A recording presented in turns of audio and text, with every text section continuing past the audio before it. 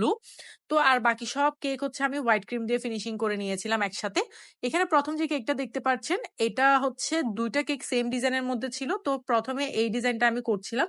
এখানের মধ্যে রোজ হবে ক্রিমের। তো আমি রোজগুলা বানিয়ে নিচ্ছিলাম। আমার কাছে কিন্তু আগে রোজের কাজ করতে একদমই ভালো লাগতো না। কেন জানি আমার রোজগুলাও ভালো হতো না। বাট ইদানিং কিন্তু আমার রোজগুলো অনেক, অনেক সুন্দর হচ্ছে। প্লাস হচ্ছে কেকগুলাও দেখতে অনেক সুন্দর লাগে রোজের।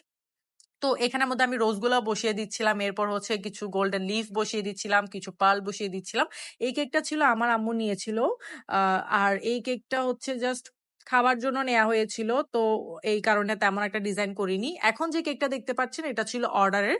তো আমি হচ্ছে দুটোটাই সেম ডিজাইন করে নিয়েছিলাম আরকি। অর্ডারের যে কেকটা ছিল এটাও কিন্তু ১ পাউন্ডের মধ্যে। আমি পাশে কিছু গোল্ডেন লিফ এড করে দিয়েছি যাতে কেকটা দেখতে আরো সুন্দর লাগে। আর একটা হচ্ছে আমি ক্যালেন্ডার এড করে দিয়েছি। আপু আমাকে বলেছিল। আর এরপর যে কেকটা দেখতে পাচ্ছেন এটাও ছিল 1 পাউন্ডের মধ্যে। সো এটাকে আমি হোয়াইট ক্রিম